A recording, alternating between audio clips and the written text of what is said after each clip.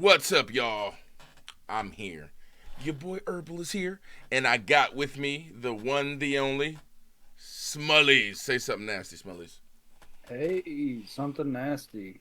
Hell yeah. Now, me and Smullyz, we were just kind of hanging out here, and we honestly discovered something. Me and Smullyz are a big bunch of pussies. Oh yeah. Yeah, we're huge ass, fucking big, fucking flappy, just fucking flappy lipped pussies. Me and Smullyz are pussies. But there is hope for us yet. Because we found a YouTube channel specifically designed for us pussies, right? Yeah. Let's see if we can lift ourselves up and become alpha here. There's only one way to do that, Smullyz. With a YouTube channel known lovingly as Active Self-Protection. BAM! Have you heard about these guys? No. What's it about? What's their deal? So they're almost 3 million on fucking YouTube. Active Self-Protection basically has videos of real life self-defense encounters. You know how the fucking Republicans are all jerking off about how a good guy with a gun can stop a bad guy with a gun? This is that. Well, these are a lot of scenarios where a lot of good guys with guns, maybe they stop some bad guys with guns.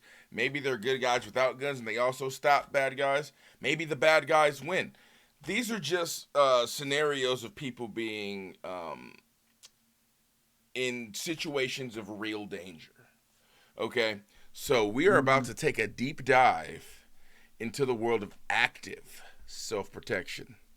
Now, I instantly like to go to their most popular videos. Now, the most popular one is Judo Skills Stop the Threat. Active self-protection. So I'm guessing this one is maybe a guy with a gun, gets stopped by a guy using judo. But I always thought judo was kind of bullshit, right? Yeah.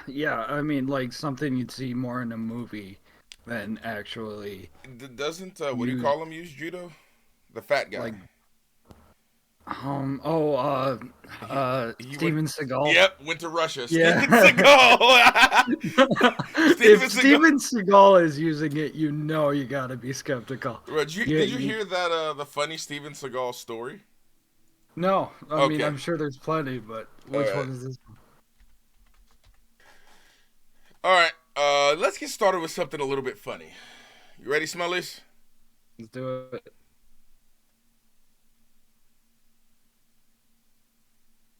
All right, here we go. We're doing Ride Along 2. Cube accidentally punched one of the stunt guys in the nose. Stunt guy's nose starts bleeding. Cube is apologetic. Yo, man, I'm so sorry. It's like, no, man, it's okay. At least you're nice. I know that it wasn't intentional. We've worked with people in the past that have been just dicks. Right. So he's like, who? I'm like, who else? He's like, well, Steven Seagal, he used to really get shots in these scenes. So Steven found out that one of the guys was a black belt in judo. So Steven comes up to the guy. He's like, hey, put me in your best hold. I bet you I can get out of it. And he's like, I can't do that. He's like, put me in your best hold. Choke Steve. Put him in a chokehold.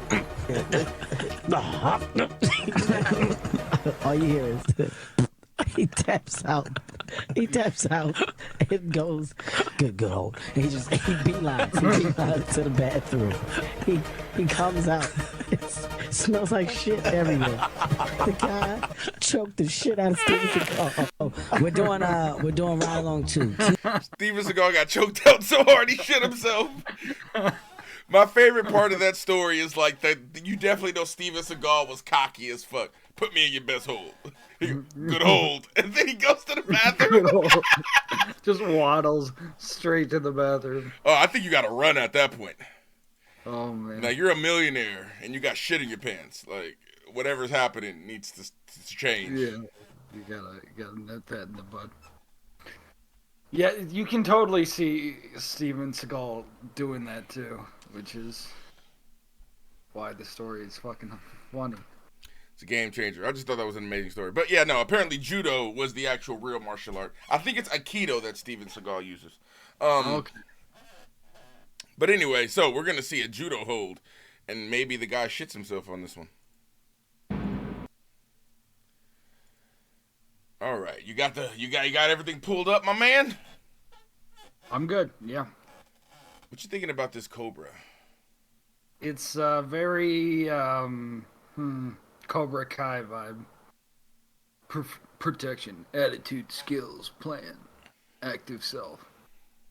Yeah, I'm thinking like this is a very Cobra Kai-esque. Like I feel like these guys would be the evil dojo. You know, they'd be like sweep the fucking leg, and it's like the dude is in crutches. It's like he's not even a martial arts tournament. He's just at the bus stop. He's just sweep his fucking leg. Like, all right. I feel like that also would be like the funniest. Like, you know how to really learn how to defend yourself? Just go out into the streets and get into fights in your gi. Just like show up and start some shit with a dude in Walmart while you're wearing your fucking gi. It's like that's how you get your fucking purple belt. It's like you gotta beat some dude who's bigger than you's ass. How much more do you? Okay, yeah. I mean he's not fat. Yeah, okay. If you beat this guy, you go up 2 belt levels. It's just like the most wild punches being thrown. I could just see like jack dudes that like to fight. Just hang out here. Eventually, a dude in gi will come in, fucking wanting it. All right, Walmart. Bruh, could you imagine being that fucking manager of that Walmart? He's just like, yeah, it's just fucking. Yeah, we put up a whole little like mat section in the middle because they just kept doing it. So keep it. At least it's contained this way. Right, at least it's contained. Like, yeah, no, there's a mat. There's like little bleachers up here. Sometimes a crowd forms. It's actually corporate. Yeah, no, we told corporate it was just like a display for martial arts equipment. Their response was, do we carry martial arts equipment? And I said, now we do. Yes, because Steven Seagal and his crew came in and decided to just start challenging random fat dudes to fights.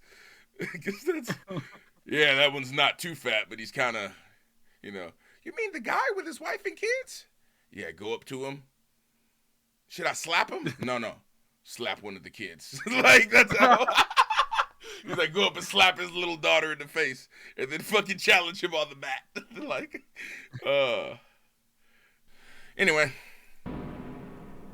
Hi everyone, this is John with today's active self-protection lesson out of Holland. Here we're going to see So this is if H3H3 and like if H3H3 and a gun itself combined, boom.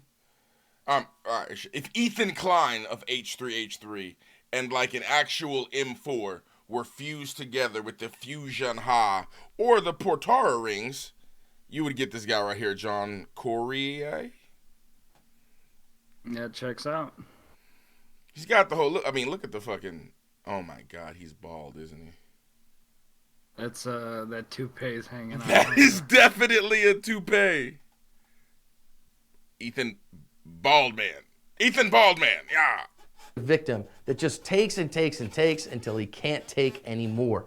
He's going to teach us some important lessons about verbal judo, about using your defensive fence and maintaining your distance, and about knowing how to control an aggressive person quickly and definitively.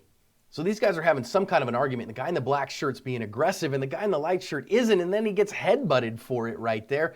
But he's still keeping his cool. You see him trying to keep that guy off him or whatever, but the guy's not having it, and so he slaps him in the face again.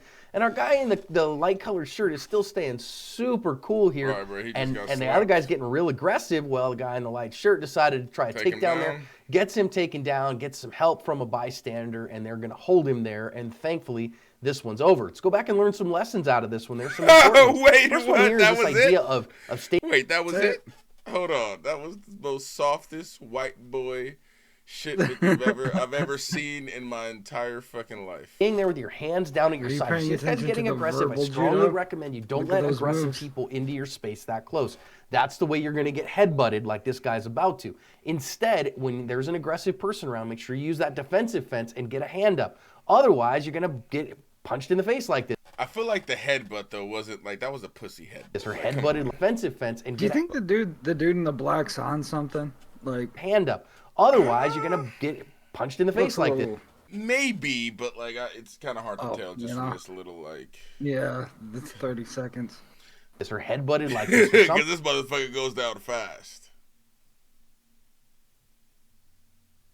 something like that. So that's where those attacks happen from. You got to control your ego for that. Back that guy off and get your defensive fence up. There's a link in the description to what a defensive fence is on the Active Self-Protection Extra channel. So we see the guy here after that. He finally does that as well. You see him finally get something of a defensive fence up here, just with his right hand, but that's certainly better than nothing.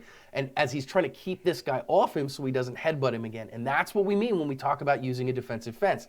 However, he only uses it with one hand here. Because he only uses it with one hand, the guys are going to reach up and slap him. You have both sides covered. That's what the defensive fence is for, is providing. I think it's really funny that, like, this guy won he won pretty easily. He took the guy down. But the pause on the hand to the face here is just like, that was a hard-ass slap, bro. You look like a bitch. No matter what, you look like a bitch in this moment. Protection for your head and neck against a surprise attack like this. He didn't, and therefore he caught a slap across the face. Now, this guy clearly is a practitioner. He's got great emotional fitness because he stays nice and cool and doesn't want to fight this guy. But now he's decided, obviously, we know where it's going. He's decided at this point that he's going to go, that he's going to actually defend himself against this guy. He's going to go. You got to make those decisions in a split second and have the skills to back it up. And so what he does here is he gets head control. You can see him. He takes his left leg, turns his hips, and he's going to use some kind of a capture, an outside capture on the arm and the leg there. Now, I don't know, I've ran this by a bunch of judo guys, and, some called it one thing. He's like, it's just like a grab. We don't even know if it's judo, honestly. He could just be grabbing the dude. I feel like judo would get more views in the title. I guess you can call it judo. Maybe it looks like a weird kata. He's like I don't know. Some called it another. I'm just going to call it a kimosabi. It could be just a wrestling throw and go from there. But kimosabi? That's the most racist. You can't just name shit because it sounds good. Like, this isn't the fucking Lone Ranger in Tonto. Like, what? Head and neck control. Captured the leg there, captured the outside arm, and then took him down. Boom. Don't know if he meant to take him down there or if the guy holding onto him made him fall down, but it was effective because he maintained the head and arm control, maintained that, and got a bystander or a friend in the fight. So communicating well with your friends to keep him. If this dude was a friend, he did not do a good job while his homie was getting slapped. Nah, bro, we going, like, I wouldn't even let the dude get the first slap on you. From gouging your eyes out or whatever, also important. So the guy kept his cool here, had some skills, needs to learn that defensive fence so that the guy doesn't get those opportunities to begin with, and you can cover your rasp. There's just the dad with the bag coming in like, hey, what's going on here now? You can cover your rasp. You guys need a hand? He's like, fuck out of here, old man. Call the police. And this is their most viewed of all time. Yeah, this is their most viewed video. I was honestly expecting, like, hold on a second. A little more. Did I tell you the reason why I fucking was like, so I have a video from these guys where they go over that the shooting in Texas, I believe, which was of where is it? That's D. Schwangen, aka Destiny. Here it is. No politics. Initial analysis of the murders in the White Settlement, Texas church. And this video itself has Today this was 3 years ago. This video itself has oh wait, no, this is Kendall Ray. What the fuck? No, this video itself has almost 1 million views. But this was the murder in that Texas church 3 years ago. This happened 3 years ago. Been a minute, man. Yeah, no, I mean, I guess the courts really take time, because have you seen stuff get processed and then you're just like, when did that shooting happen? And it's been like years. It's like, damn. Yeah. Like, even for crimes where you know the dude is guilty, like a dude that walked in and like mass murdered a bunch of people, the law still moves fucking slow for that shit too. Yep. All right. We have a breaking incident that just happened in a house of worship, and I want to say thank God to those who protect their. I'm not gonna lie. I'd rather have this guy protect me than Ethan Klein. I feel like Ethan Klein would be like, come on, bro, do you really want to do this? Flock.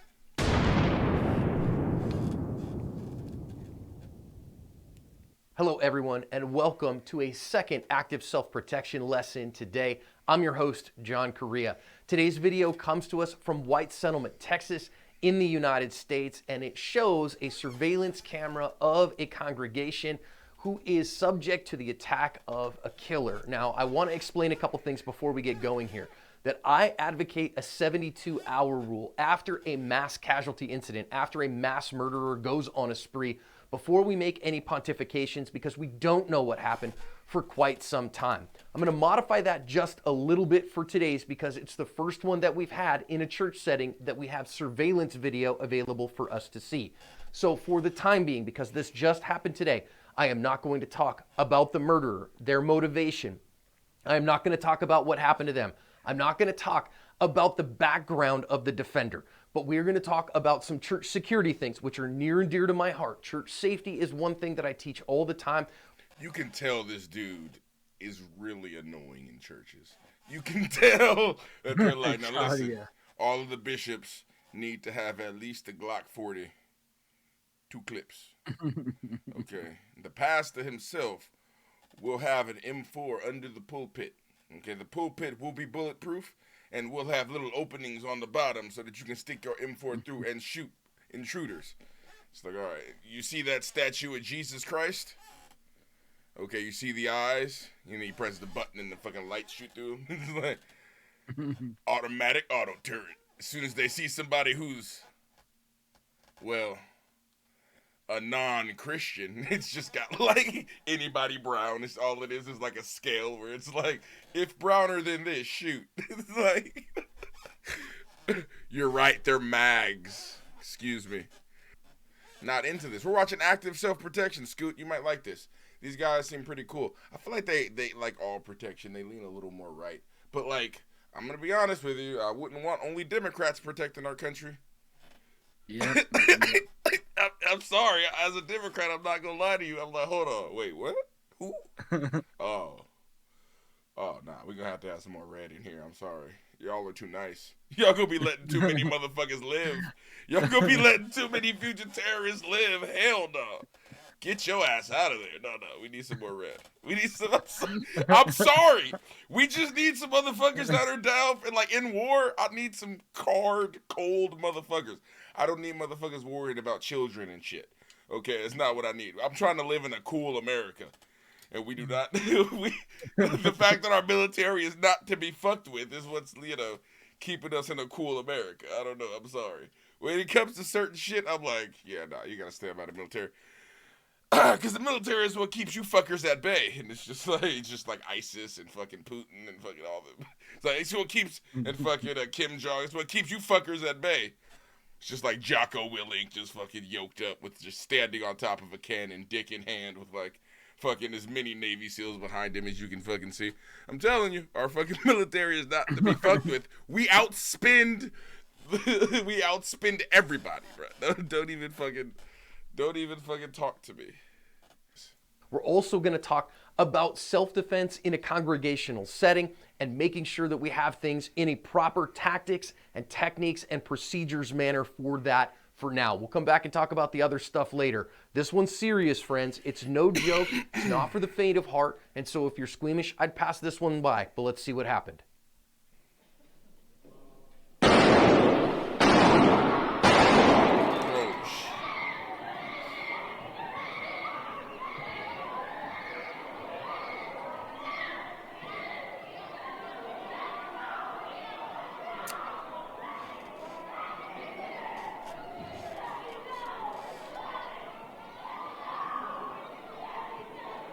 That dude looks kind of old, the one who responded. Yeah, holy shit.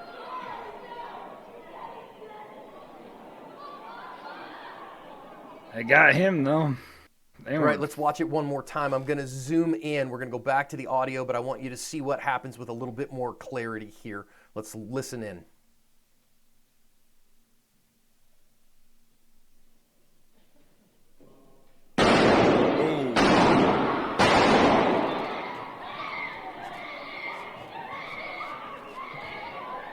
One shot, though. Damn.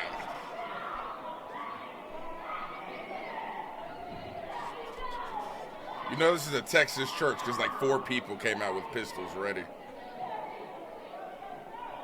Not a single cop is there. 5 guys came out, fucking huge ass guns. Details are still incomplete at this time. As of the time that I'm making this, the murderer is dead. He killed 1 person. The second guy that he shot is in the hospital as of this moment. Thank God that there was a self-defender there who was able to end the threat that so first quickly. guy, though. I don't have... Bruh, that first guy, that was fucking rough. I know, right? It just, my heart kind of dropped a little bit because he just kind of looked. I was like, damn, I'm about to see this man's last fucking days. I know, that fucking shotgun. Oh. Bro, that old dude with that fucking pistol, though, bro. 1 shot, though. Man, he was ready. Farmer John was fucking ready for that shit, bro. Nailed him in 1. Bow! Done. Like, holy shit. He knew he didn't need to shoot anywhere else. He probably saw him get hit. He's like, oh yeah, he's not getting up from that one. But like, you gotta know if you're in the Texas. If I was in a church that size in Texas, I'd be like, there are probably like 15 guns in this motherfucker right now. Like, yeah, you know what I mean? You have to think that. Like, this isn't like California. You know what I mean? This is like Texas, right? All right. Any sponsorship on this video. There's not any ads. I've turned off monetization on this one because I just want it to be an educational lesson. There are so many lessons for us to learn in the initial phase, just looking at the video all by itself, that I want us to pay attention to. We'll come back again and learn some more in the pre-phase, but let's think about significant lessons here. Huge host of issues with this one. First and foremost, I want you in your church safety plan, when you're talking to your congregation, to talk about pre-assault indicators with your usher team and with your church safety team. Notice this guy here. He has his hood up, his hands in his pocket. He's clearly not dressed like anyone else, and he's being very forward and aggressive with this usher. You've got to learn as a greet team, as an usher team, when you have somebody who is obviously an emotionally disturbed person, to intervene early. You might have been able to get this guy out of the congregation earlier to deal with this problem in an earlier manner. But you want your church to be open, welcoming, and inviting, so I get it. They don't have that stuff.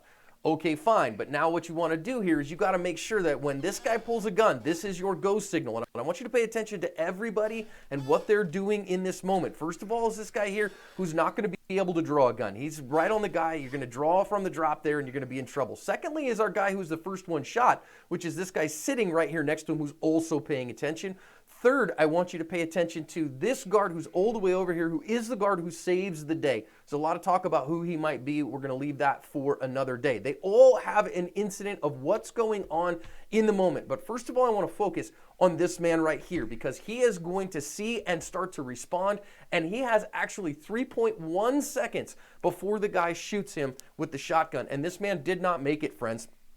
And the lesson that we have out of this is a couple things. Number one, he had 3.1 seconds from the time that he saw the guy draw what looks to me to be a pistol grip shotgun until he dies. And when we talk about a fast and accurate draw to first shot, this is why. You don't have all day. There is absolutely a timer in a gunfight. There's a reason that we say a 2.0 second draw to first shot is so important. Had he had it, he might have made it out of this one, friends. And I hate to say that, but it is true.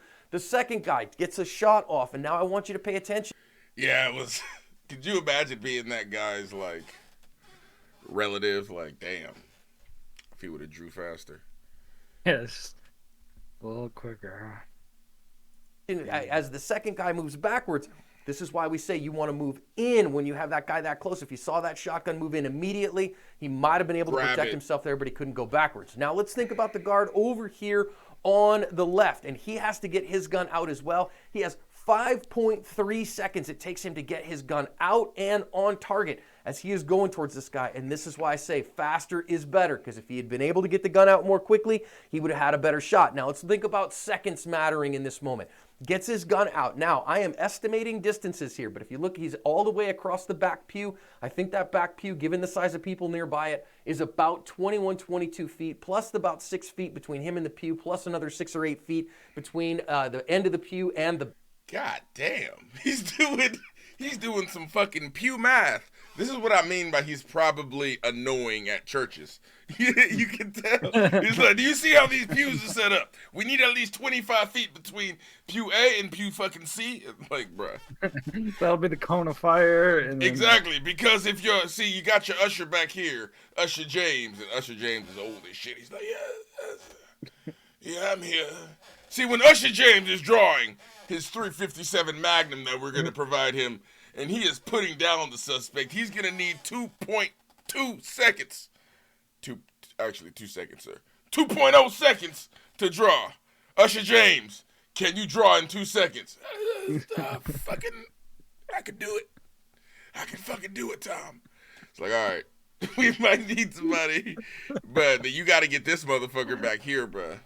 This is the cock strong Usher. He came through with the fucking. Does he really nail him at that range? Bruh, yes. That's why you go to the range. That's why you know how to shoot. Okay? Also, you have to have people with the ability to shoot, because this guy is obviously, like, trained, right? And he's already, like, some sort of security, or, like, maybe, like, an armed... I don't even think the ushers were armed. The one guy sitting down was armed. But I don't know if he was an usher or not. The second guy that got shot was definitely an usher. And I think the reason why he dropped back is because he wasn't armed. So I think the church had security. And he knew how to fucking use that gun, which is necessary.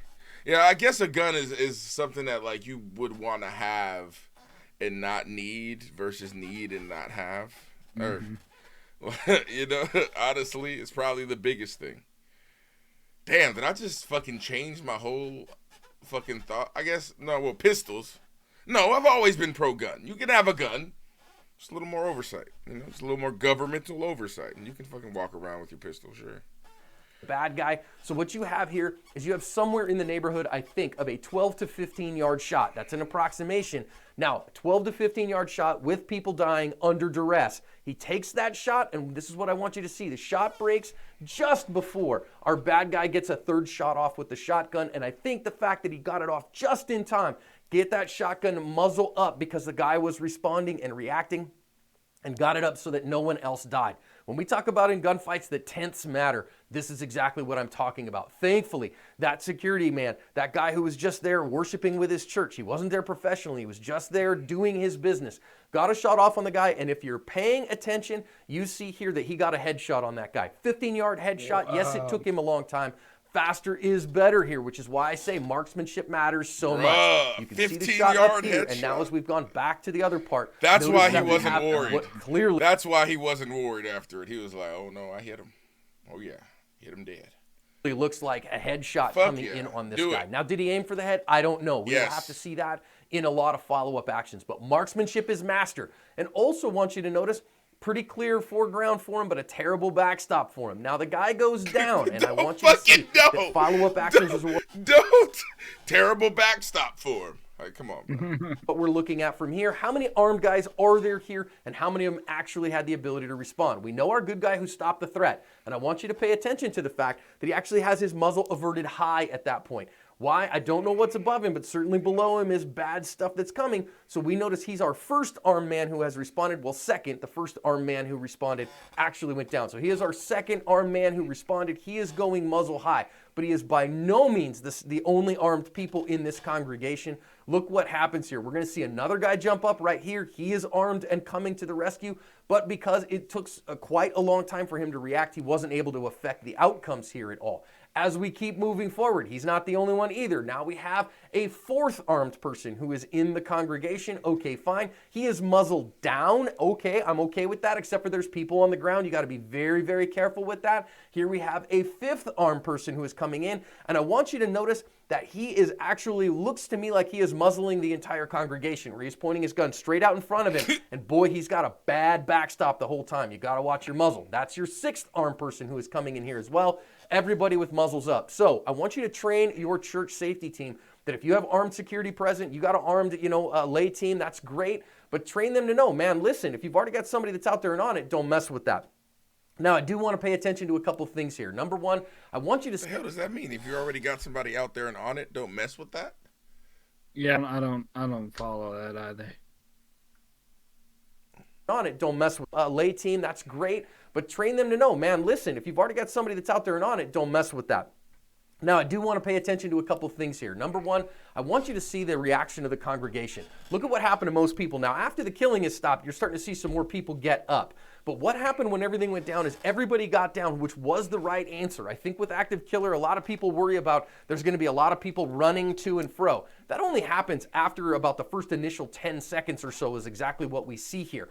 And instead, everybody initially got down, which was very good for the defenders, which gave him a clear line of sight to get a good shot. And I also want you to pay attention that all these armed guys now are all swarming on this guy. You have to communicate as a church safety team. You have to know who's in charge in any given moment. And you have to designate that stuff in advance. If we have an active murderer, this is what happens. Whoever is the person that's designated, they give the orders. Everyone else shuts up. So are they the church safety team, or is he just speaking in general?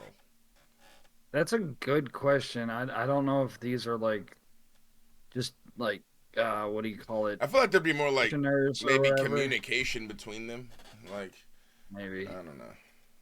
I wouldn't know, I guess. Up and listens, so then that way we can go. Now, another thing that I want us to pay attention to here is you notice that pretty instantly somebody went over to the downed person and he started looking and seeing if he could help. Your church safety plan needs to include a trauma first aid kit. It needs to include a mass casualty plan. You need to have a very stout first aid kit that can help people in the event of a mass murder.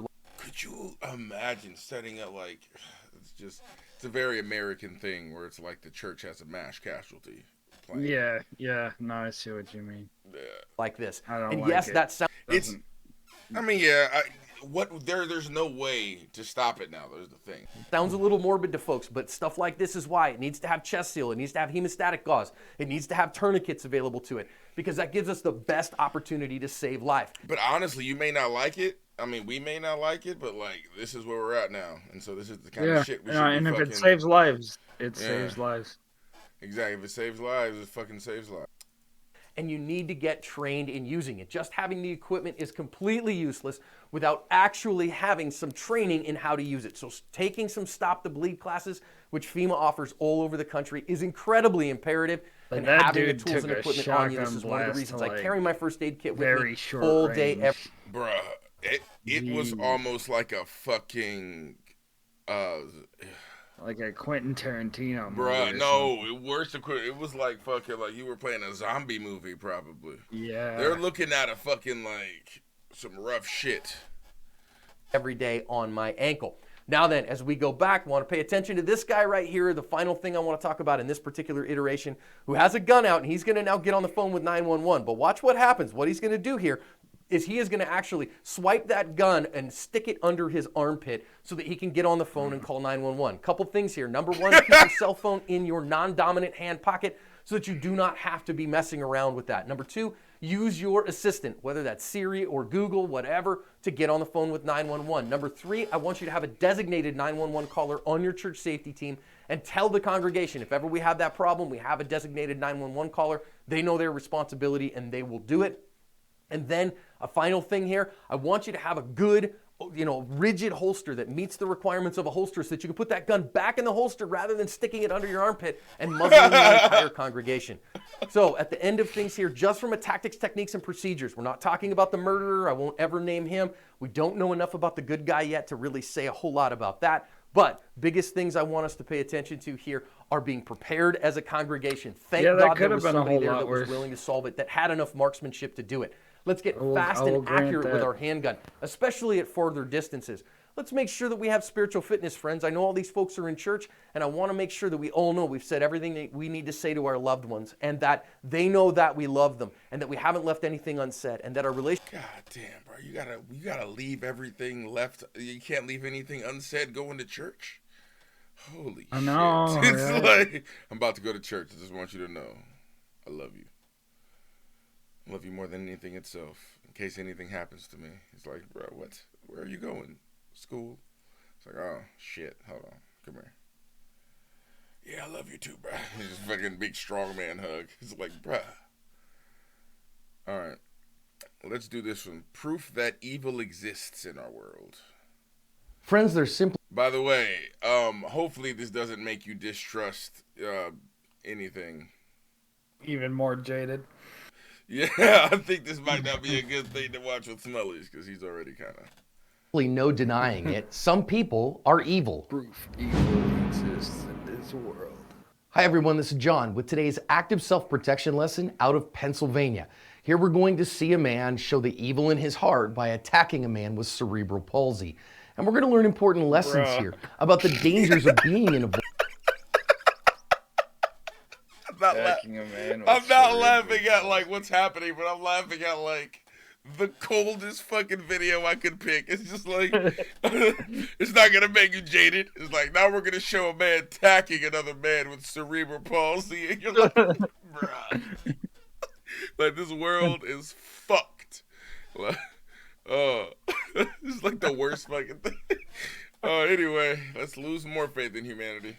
Vulnerable population, about maintaining your distance if at all possible, and we're just going to talk about why we carry firearms and other tools to protect ourselves from people whose hearts are evil. So we're going to see this guy pull up here and go read the Yeah, I'm all for that. News story. You can 100%. see the man in the car has cerebral palsy, and as he comes out, you can see it just barely a little bit in the way that he carries himself. And this guy in the orange jacket is going to make fun of him. Now, I don't know what it takes for somebody to kind of stoop to this level of evil, but we do see it all the time. People make fun of others and they don't have any concern for what's going on in their world. Now, I've sped it up just a little bit here as our victim has gone into the place and gotten whatever he needed. Notice it's 2:30 in the morning, and now the guy comes out and is making fun of him again and giving him a hard time. And our victim just standing there kind of doing nothing until the guy just wheels around and drives that right hand right into him. And what the heck is going on there? And we can see our victim like, wow, man, finally seeing the effects of that. Now, this lady comes out here, and it seems to me clearly knows this guy here in the black shirt because, you know, she's willing to get close to him, out of there. pull her phone out,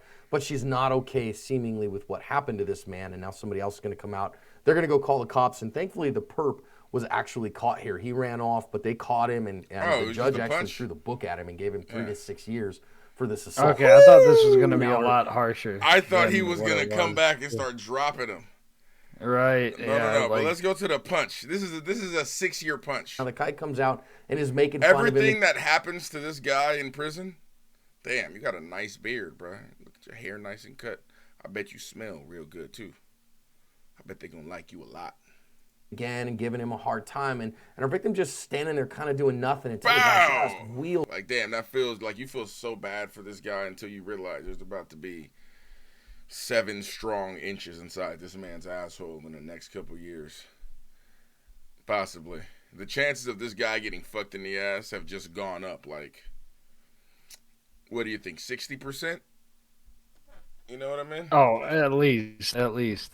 Hey. You said he got 7 years for this? Do you know 3 that? to 6. Around and drives that right hand right into him. And what the heck is going on? Ran off, but they caught him, and the judge actually threw the book at him and gave him 3 to 6 years for this assault. And now our victim is going to ride off, and this one ends right there. A couple of things I really want to think about out of this one. There are a couple of significant lessons. And number one here is the rules of stupid. If you pay attention, it's 2:31 in the morning. And remember the rules of stupid. You know, Farnham's Law as amended. Don't go stupid places with stupid people at stupid times and do stupid things. And generally speaking, convenience stores are stupid places. So you can't go to one at 2:30 in the morning. Friends, I recognize that for some people that's going to be frustrating, but you can't go and break 2 rules of stupid. If you break 1, you might have a problem. If you break 2, your chances of a problem go up significantly. And our victim did break 2 here, going to a convenience store in the middle of the night, 2:30 in the morning when all the bars have let out and the drunks are out. And I don't know if this guy was drunk in the moment or whatever. Number 2 is this guy comes back out. You can see the guy making fun of him. And so he kind of naively just stands there and watches the guy. And you notice here that our attacker has his dominant right hand back behind him. He's bladed away from him and he's looking down. Those are all pre-attack indicators. And as somebody, especially in a vulnerable population, you have to maintain your distance here. And you can see it took him forever to wind up and just drive his hand right into that guy's face. And that punch took forever to get there. Now, again, somebody... Damn, you gotta slow it in slow motion? Like... Yeah, right. This dude's a piece of shit, but damn. Alright, let's see. The videos don't seem to be that, like, intense. They're kind of just...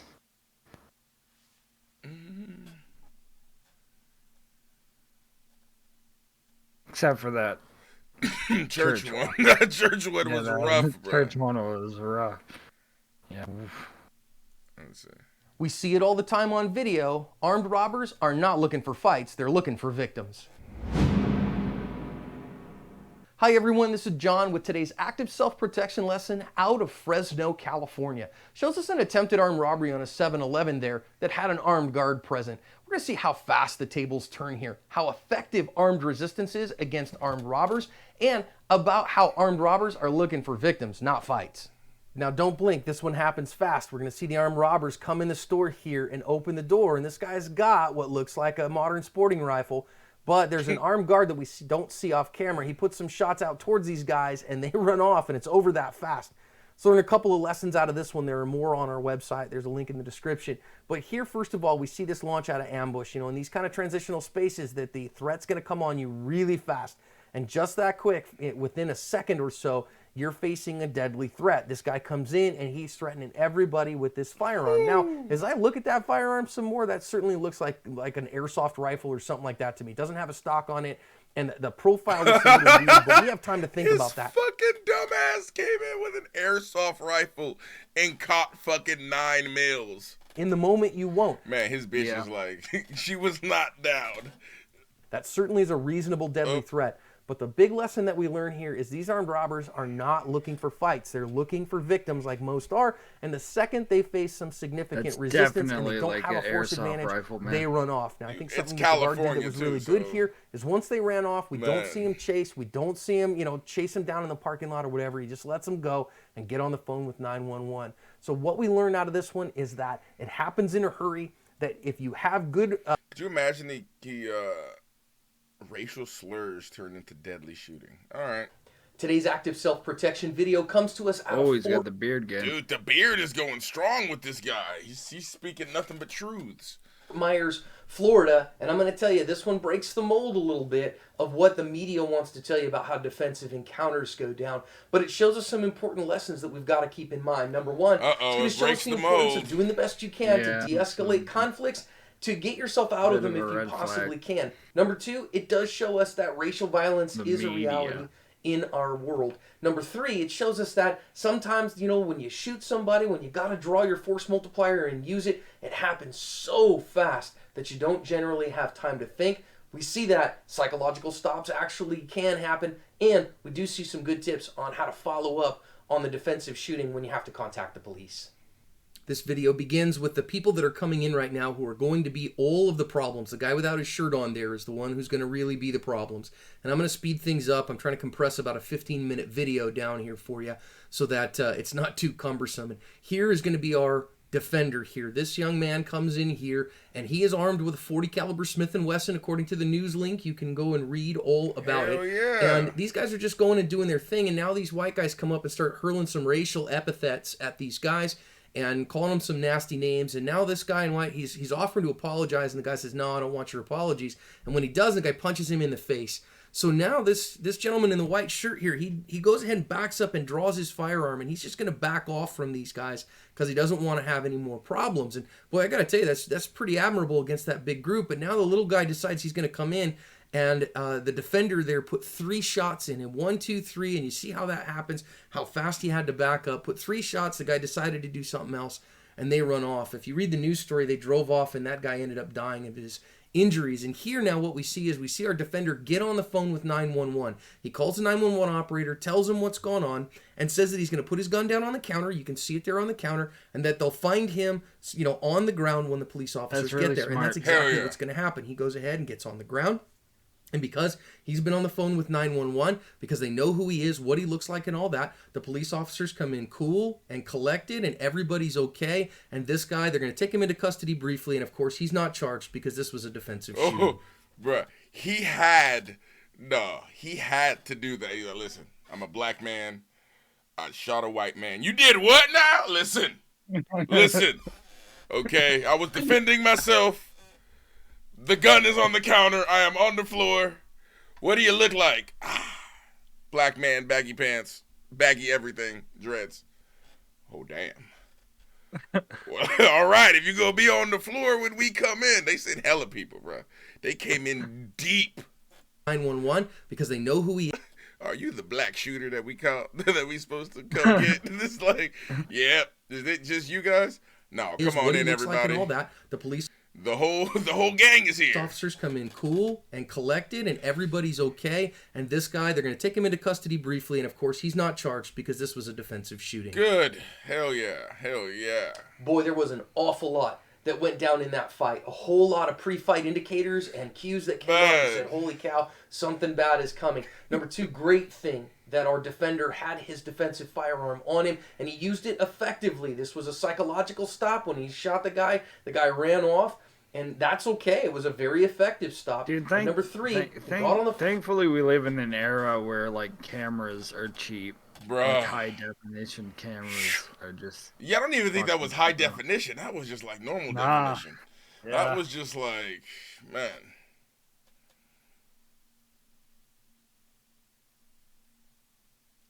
Ooh, concealed carrier loses his life trying to stop mass shooting. You ready to lose some more faith in humanity, Smullyz? Let's do it. Alright, this will be the last active protection. I think we will watch some ratchet shit tonight. I just wanted something I could do for YouTube.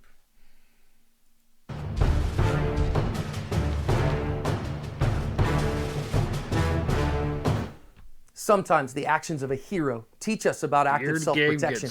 Tell us about what to do. Bro, I swear I think he's in like the Arctic or something because he's like, I have to keep my cheeks warm.